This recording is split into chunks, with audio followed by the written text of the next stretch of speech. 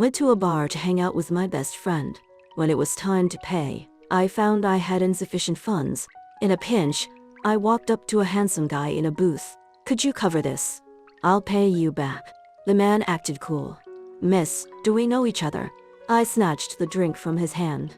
"No, but ask your bodyguard how many times he's had to bother me. It's my turn to help you." "What?" the man said, looking bewildered. Bodyguard, standing next to him, covered his face with his hand. "Sir, it's true. Every time you get drunk, you don't let anyone near you except for this young lady. I've definitely called her several times to get you home." The friends sitting around the man in the booth perked up their ears in disbelief. Seriously, doesn't Rob not let anyone near him when he's drunk? How could anyone be an exception? I remember the year Rob had too much. I tried to help him back to his room, and he snapped my arm like a twig. Me too. They say Rob when he's drunk is a devil incarnate. Anyone who gets close to him is toast.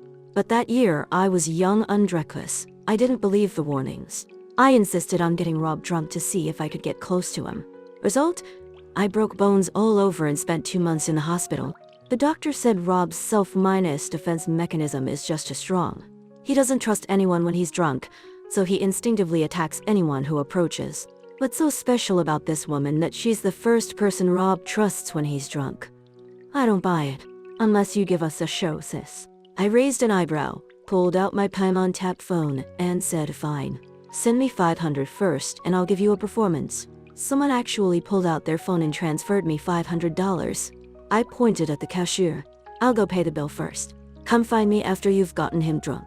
Everyone in the booth was hyping it up, except for the man named Robert, who was watching me with dangerous, narrowed eyes.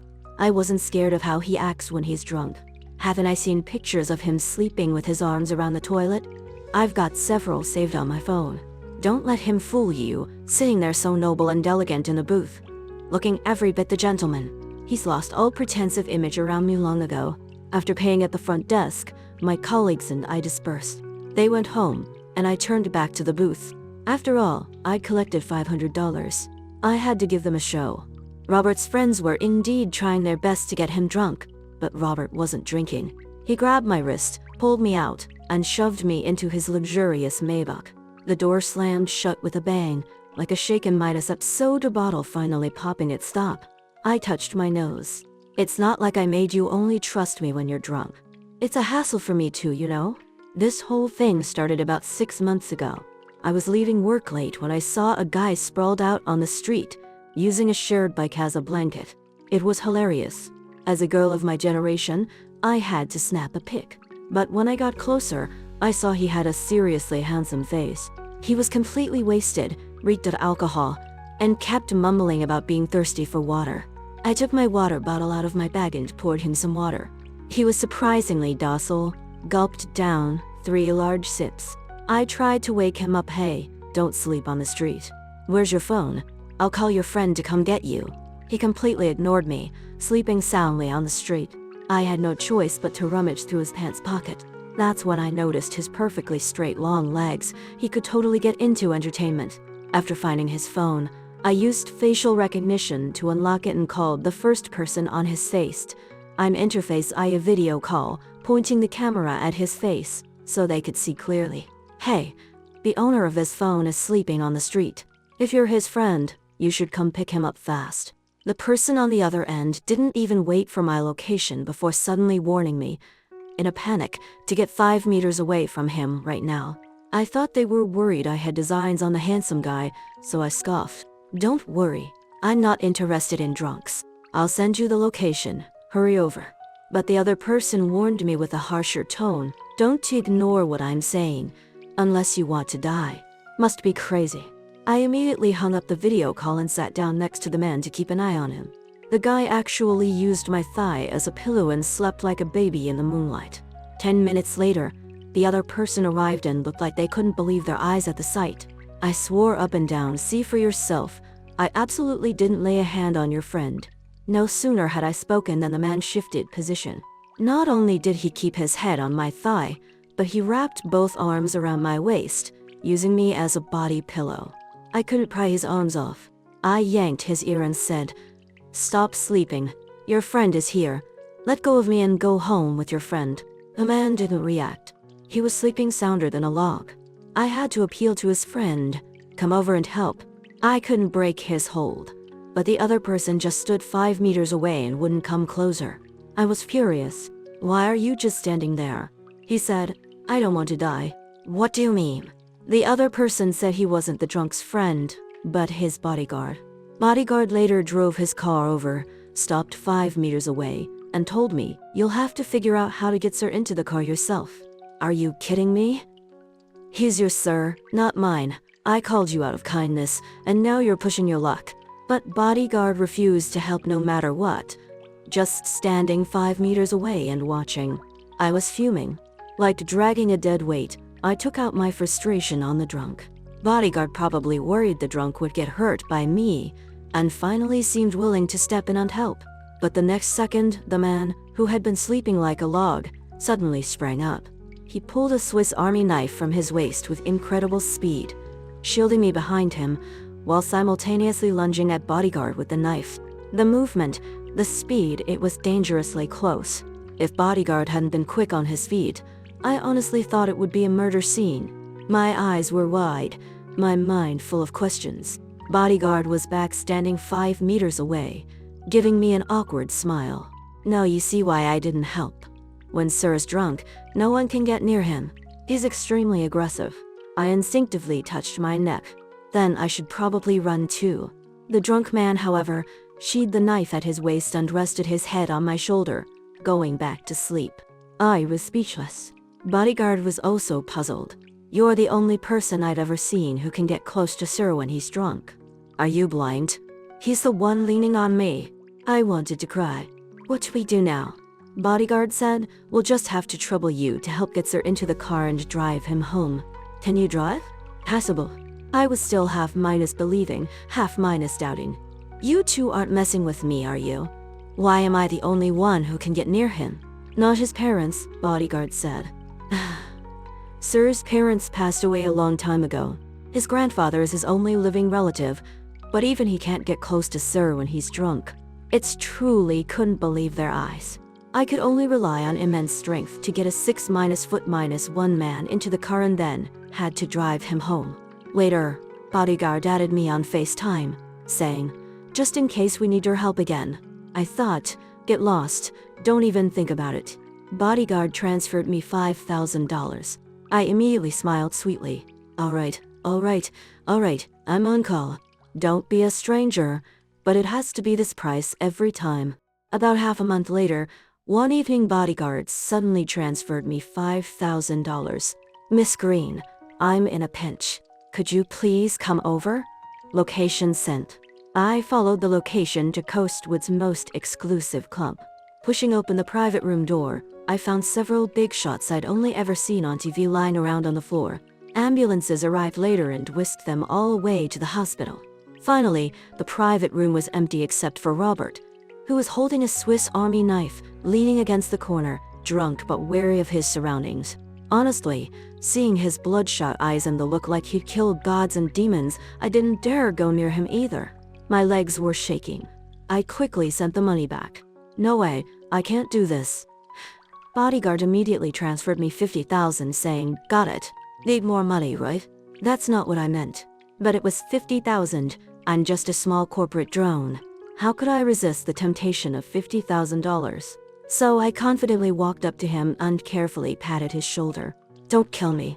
Put the knife down." I really didn't expect him to be so obedient. He looked at me with hazy eyes for a bit, then put away the Swiss Army knife. Immediately after, he swayed and collapsed into my arms.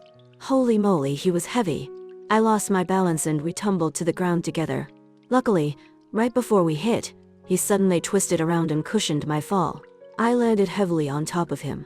Outside the car, Bodyguard was chattering about something to Robert, even showing him a video on his phone, probably showing him the previous times I'd helped him. I stealthily rolled down the car window and vaguely heard Bodyguard saying, "Sir, that's the situation. I didn't mean to keep it from you. I just haven't figured out what connection you and Miss Green have from the past. Why do you trust her so completely when you're disoriented, but at your most offensive, I was planning to report it once I had more information. Robert then pulled open the car door and climbed in. I immediately pretended I hadn't been eavesdropping, burying my head in my phone. Honestly, I racked my brain about it 100 times over the past few months, but I couldn't recall any past connection with Robert. He was the golden boy of Coastwood, born into a powerful family, worth billions, while I was just a corporate drone who came from a small town, went to college, and stayed to work in a major city. If we had some kind of connection tied to life and death, that would truly be couldn't believe their eyes. Seeing Robert with a dark expression, looking gloomy, I wanted to make a run for it. Sir Robert, if you're okay, I'll be heading out. So yeah, don't worry about seeing me out. I tried to push the door open and get out. Robert was faster, grabbing my arm. Stay with me until things are sorted out. He almost stripped my tongue. I pulled my arm back firmly, adjusted my collar, and glanced at him nervously. Why? What's your fiancée mind? Robert started, then changed his mind. She's abroad. Got it. The love of his life is abroad. Classic trope. A thought struck me. Do I look like her? Maybe I look like your fiancée, and when you're drunk, you mistake me for her, which is why you let me get close. So that's it. I knew it. What kind of connection could we possibly have? Now I feel better. But Robert had a dark expression. Shut up. You don't. He added. She can't get close to me either. What? You mean your fiancé can't get near you when you're drunk either? What kind of fiancé is that? Are you just casually dating? Robert's face got even darker, his eyes full of annoyance. Why do you talk so much? I waved my hand. Can't help it. Must be all the sugar my mom ate when she was pregnant. Bodyguard, who had gotten into the driver's seat, was amused by my words. Robert, however, didn't crack a smile. Instead, he told Bodyguard, transfer her money, tell her to shut up. Ding minus dong. Bodyguard transferred me $10,000. I immediately made a zipping minus my minus mouth gesture. My main priority was customer satisfaction, a basic quality of a corporate drone. But staying in his mansion? Absolutely not. The car stopped in the mansion's yard. I immediately crossed my arms. I don't sleep over, not even for extra money. We girls of my generation have principles when it comes to earning money. But after he got out, he gave me the most disdainful look possible. Dream on. You'll stay in the guest room as staff, specifically to take care of me when I'm drunk. And so, I ended up staying in the dominant CEO's guest room. It was forced. No room for discussion. Robert, this bossy drunk forced me to be his live minus in drunk minus sitter. If it wasn't for the $10,000 he transferred me every day, I absolutely wouldn't do it. I could only silently pray every day for his fiancée to come back soon. Then I'd be free, right? After all, what woman would tolerate a beautiful maid living in her fiancé's house? Now the outside world was saying Robert was keeping someone hidden away, that he'd unexpectedly taken in a girl and called her every time he had a few drinks to come pick him up. As if I was somehow special to Robert. Yeah, heaven knows I spent my days as a corporate drone for the boss, and my nights as a maid for the CEO. It was exhausting. Just as my resentment was building up like a pressure cooker, his fiancée finally returned home.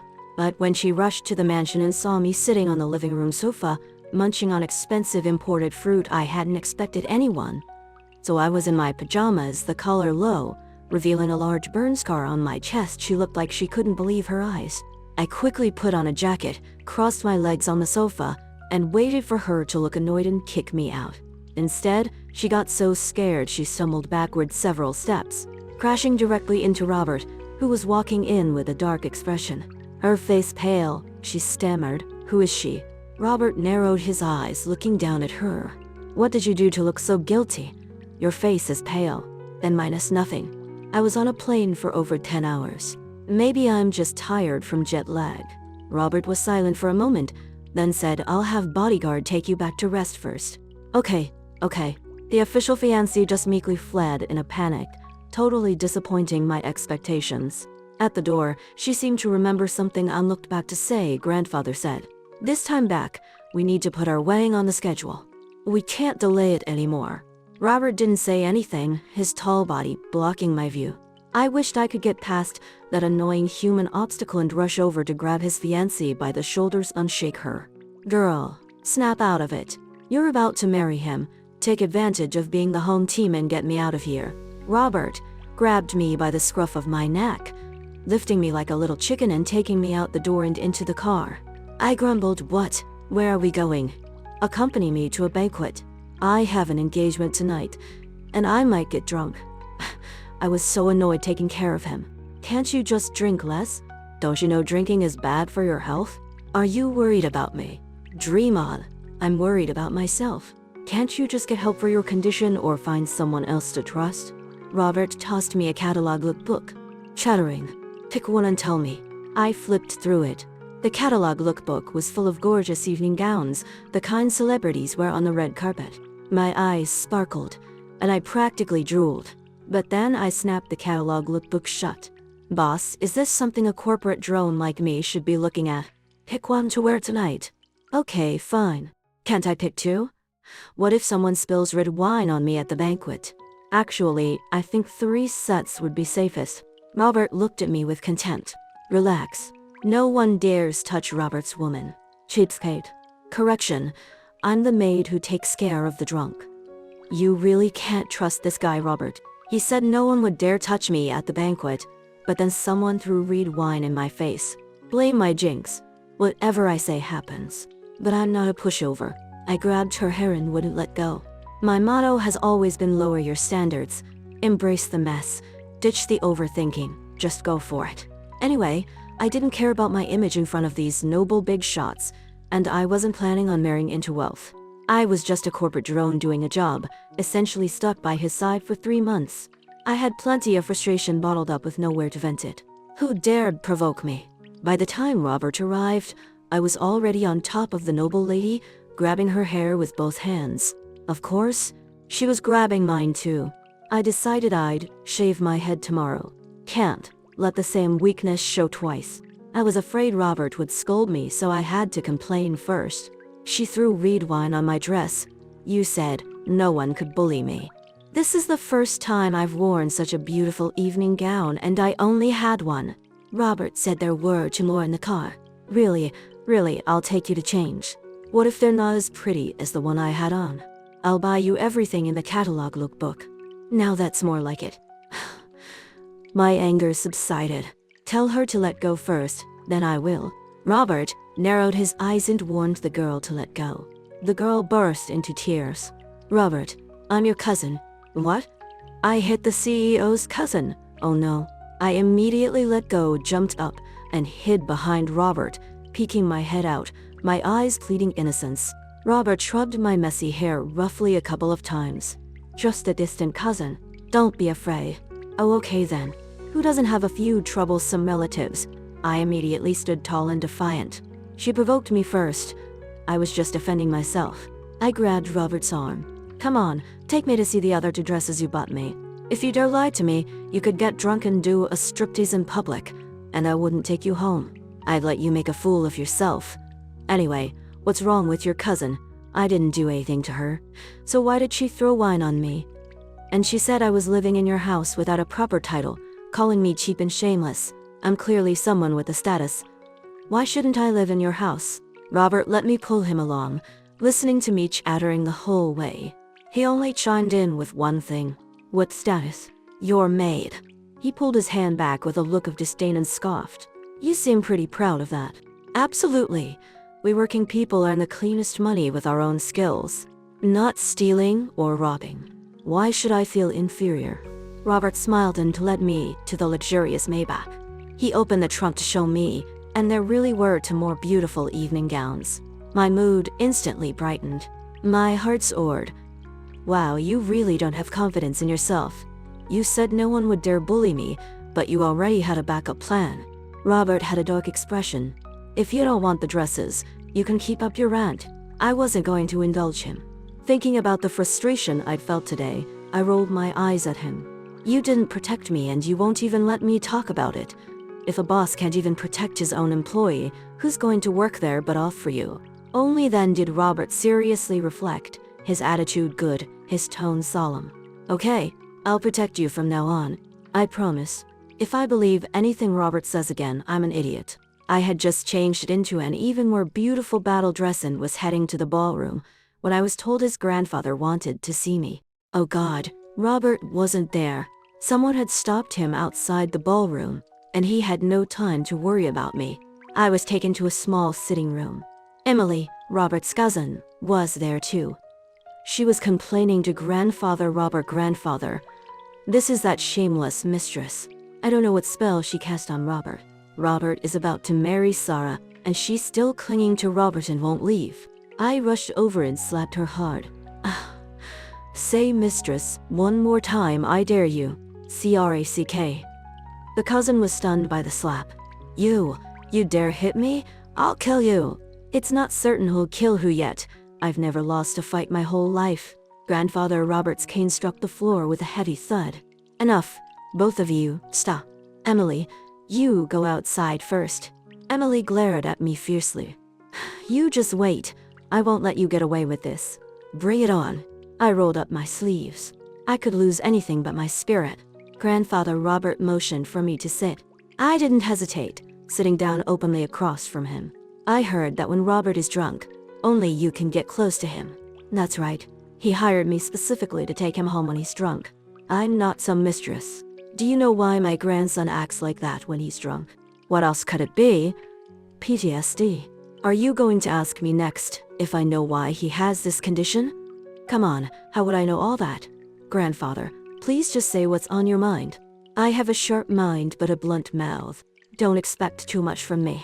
Grandfather, Robert told me a story from the past. He talked for a full hour and still wasn't finished when bodyguard rushed in, knocking urgently. Miss Green, Sarah's getting drunk and is looking for you everywhere. I immediately got up to excuse myself from Grandfather Robert. As I was leaving, I thought for a moment and said, Grandfather, I get it now. You just wanted to tell me that Robert went through something terrible when he was a child and he trusted the wrong people, which led to his parents' death. He was deeply traumatized, physically and mentally, and couldn't easily trust anyone again. But there was one girl who fought by his side during his most difficult time, who never betrayed him, and even wanted to protect him with her life. That girl is Sarah, the one who is about to marry Robert. You want me to disappear before they get married, right? I understand. As you wish. If you can help me leave, I promise tonight will be my last job taking that drunk home. After saying that, I didn't wait for Grandfather Robert's reaction and walked straight out of the sitting room. Bodyguard, with an awkward look on his face, asked me, Miss Green, are you really leaving? Yep, made almost $1 million in 3 months. Enough to go back to my hometown, buy a house, and get a dog. I don't want to stay in the major city anymore. Don't tell Robert about this. I don't want to be tied to his side as his maid forever. Dealing with a drunk is bad enough, but having to deal with his annoying cousin calling me a mistress? Is that something a person does? Besides, hasn't his fiancée come back? They're getting married soon, right? It's really not appropriate for me to stay. Bodyguard said actually, Sir doesn't like Miss Sarah. Grandfather, Robert has been pushing the marriage. Not my problem. I returned to the ballroom and found Robert having a drinking contest with someone. His friends around him started hyping me up. Is that her? The girl who can get close to Rob when he's drunk? We'll find out tonight if it's true. We have to get Rob wasted. I walked over and sat down next to Robert, murmuring, Sir, can't you just drink less? One of his friends said, Oh, we can't do that. Do you know who Rob is having a drinking contest with, Doctor? Alan Reed, the #1 hypnotherapist at home and abroad. Rob wants drive. Alan Reed to help him with hypnotrophia to access a vague memory. Rob went through something terrible as a child. Afterward, his memory was hazy, and he didn't want to think about it. But recently, I don't know what got into him. He really wants to make sense of the trauma. The problem is, he's seen many hypnotisms, but none of them worked. Now drive. Alan Reed is the only one left. But don't drive. Alan Reed said unless Rob can outdrink him, it's a no-go. I rolled my eyes. I have a strong suspicion you guys teamed up with Drive. Alan Reed to set this up, didn't you? Just to see if I'm the only one who can get near him when he's drunk. Don't deny it. I can see you're up to no good. Not a single one of you is decent. A chorus of laughter erupted around me, and they all gave me a thumbs up. So if you guessed right, you still owe us a performance for the $500 we sent you last time. A debt is a debt. I gave up. Fine. Anyway, I'm just a dedicated workhorse. Every time, I'm pushing, pulling, and dragging, using all my strength just to get that drunk Robert home. Workers just have to tough it out, even if they're exhausted. It's a tearjerker. I went and raided the buffeteria. I'd come back after I'd eaten my fill. Within 5 meters of Robert, not even a mosquito remained. Everyone was watching me with excited eyes, waiting for me to perform my special skill. I asked, "Who won?" Someone said, "Alan Reed is already passed out drunk. Rob has a slight edge, but he's drunk too. Hurry up and show us your special skill." "Okay, let's do this." I confidently walked up to Robert's side. He was sitting in an armchair, pressing his temples with his hand. His face and neck were flushed red from drinking. I poked his forehead hard. "Get up, let's go home." Like walking a dog, I grabbed his arm and started walking. When Robert wasn't too severely drunk, he would be like this, letting me pull him along docile lie. Everyone around rubbed their eyes hard. Was I seeing things, or wasn't Rob drunk at all? Definitely not drunk. How could drunk Rob be so docile? No way, I have to test it. Maybe I can get close to Rob too. The next second, a blood-curdled scream echoed through the ballroom. "Ah, Rob, I'm sorry. Don't kill me. Chloe Green, save me." Someone didn't believe the warnings and had to go asking for trouble by getting close to Robert. As a result, Robert put a Swiss Army knife directly to their neck. It could have been fatal. In a flash, I grabbed the manic state Robert, gently patted his back, carefully calming him down. "Stop it. Be good. Put the knife down." "Robert, if you don't put the knife down, I'm going to be mad." With a whoosh, incredibly fast, Robert sheathed the knife at his waist. The tall drunk stood unsteadily swaying, but looked down at me with a pleading, wronged expression. The contrast was so endearing it was almost overwhelming. All around, there were voices of disbelief. "I can't believe my eyes. Just get married already, please." His cousin's angry voice was also in the mix. "Robert belongs to Sarah. Love or not, physical reactions don't lie. This is definitely destined love." Under the amazed gazes of everyone, I pulled my docile drunk Robert out of the ballroom and drove him home myself. On the way, I felt inexplicably annoyed. Robert was already asleep in the passenger seat, his handsome face enticing, but was that something I could mess with? Thinking back to the story grandfather Robert told me, my nose stung. This guy Robert was actually quite pitiful. Emotional wounds are hard to heal. When I was gone, I didn't know who would take him home. What if he passed out on the street using a shared bike as a blanket again? Feeling sorry for a guy is a recipe for disaster. He's getting married soon. After finishing this last job to night, I had to leave. So I dumped the drunk on the bed, put my hands on my hips for a moment, then sat on the edge of the bed, staring at Robert's flushed tear tips for 3 seconds, suppressing the urge to cover him with a blanket. I immediately messaged the bodyguard, telling him to send the money. Suddenly, I heard the rustle of fabric behind me. My muscles instantly tensed. I heard Robert murmur something that sounded like Ellie, the end trailing off so lightly like a feather landing on my heart. I didn't quite catch it. When I turned, he was tugging the sheet to his chest. His wrinkled shirt slipped to his elbow, revealing a jagged burn scar on his forearm. Burns? How does he also have burns? My heart suddenly skipped a beat, and some unfamiliar memories flashed through my mind. In the blazing fire, I recognized myself as a child. I knew I had experienced a fire that left me with a large, ugly, and permanent scar. I had never dared to dress coolly in summer, but I couldn't remember what happened when I was a child. My uncle had always told me it happened when I was too young to remember. Water. His throat worked, his eyelashes casting fine shadows beneath his eyes. On impulse, I poured a glass of water. When my fingertips brushed the warmth of his palm, I jolted awake. The glass hit the nightstand hard, ice water splashing out and soaking his cuff. Robert suddenly seized my wrist, his grip surprisingly strong. Tears welled up in his drunk eyes. "Don't go. Don't be like them." My heart pounded like a drum. My nails dug into his hand. Images flashed through my mind of the countless times over the past 3 months I'd cleaned up his messes, watching him throw up endlessly, clinging to a trash can at a karaoke bar, ragging him through the rain to avoid puddles buying him, hangover medicine at a convenience store at 4 in the morning. But all of that had to end now. Let go, let go. I gritted my teeth, prying his fingers off. "Stop getting drunk on me." but he just kept mumbling, unclinging to me. My temper flared. I tried hard to pull his hand away. Robert, snap out of it. You're practically married. Stop acting crazy when you're drunk. But his hand was like a vice, gripping me tightly.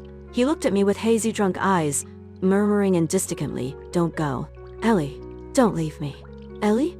What the heck kind of nickname is that? My heart clenched. I remembered the story Grandfather Robert had told me tonight. He said Robert had a very important friend when he was a child, a girl who always protected him. Could it be that the girl wasn't Sarah, but her name was Ellie? "I'm not Ellie," I shouted. "I'm Chloe Green, your temporary maid. You'll be free tomorrow, and so will I." But Robert wasn't listening at all. He reached out with his other hand and stroked my cheek, his voice trembling. "I'm sorry. It was all my fault. If I had been braver back then." Watching the tears fall from his eyes, my heart felt like it had been slammed by something. This man, usually so cold and domineering, looked like a lost child in this moment. "What are you talking about?" I asked softly. "I remember everything. That fire. I should have saved you first. I shouldn't have left you alone." His voice grew quieter and quieter. "Ellie, do you still blame me?"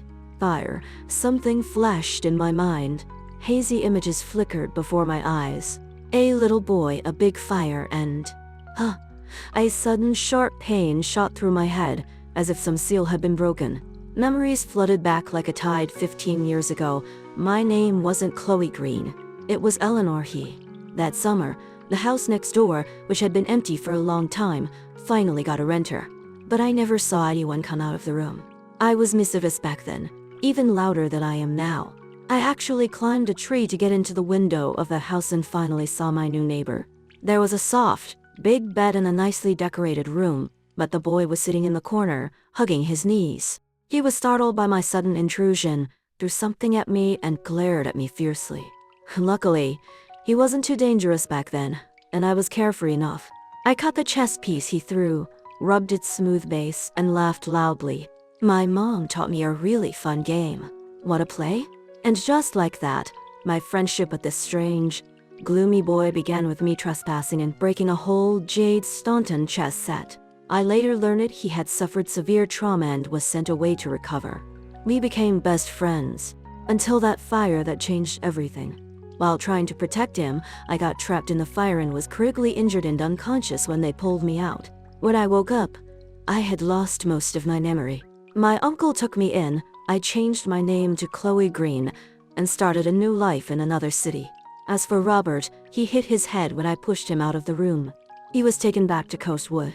After losing his memory, his trauma response seemed to disappear overnight, only resurfacing as aggression when he wasn't fully conscious. So that's what happened. I murmured, tears falling against my will. Robert seemed to sense something and opened his eyes, looking at me. "Ellie, is it really you?"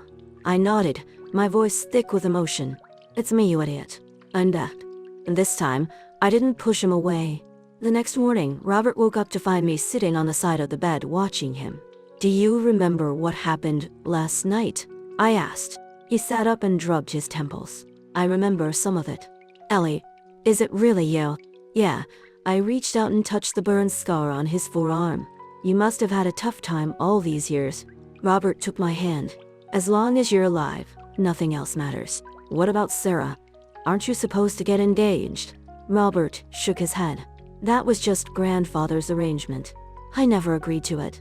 Now that you're back, who else could I possibly care about?" My heart felt warm and sweet, but I pretended not to care. "Who said I was going to be with you? I'm going back to my hometown to buy a house and get a dog. Then I'll go back with you," Robert said seriously. "All these years I've been waiting for this moment." Looking at his sincere eyes, my resolve crumbled. "Fine," I pouted, "but I don't come cheap. It won't be 10,000 per time anymore.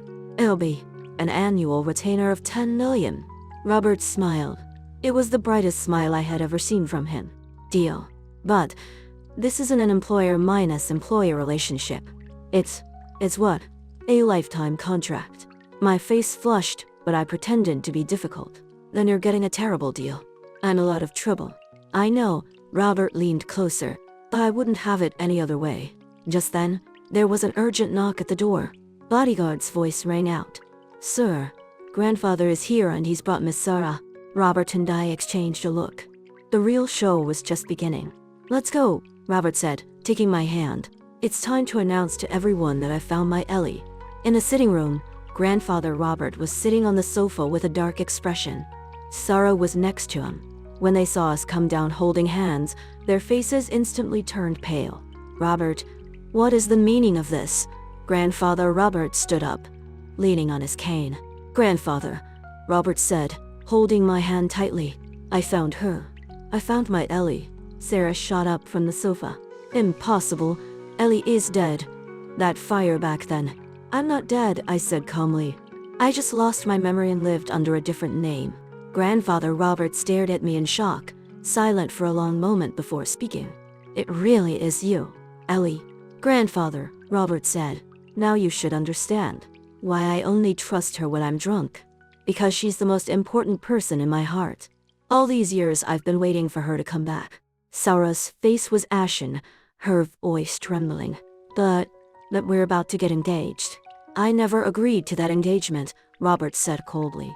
Sarah, you know exactly how I feel. Grandfather Robert was silent for a long time. Finally, he sighed. In that case, the engagement is off. Robert, your own happiness is yours to decide.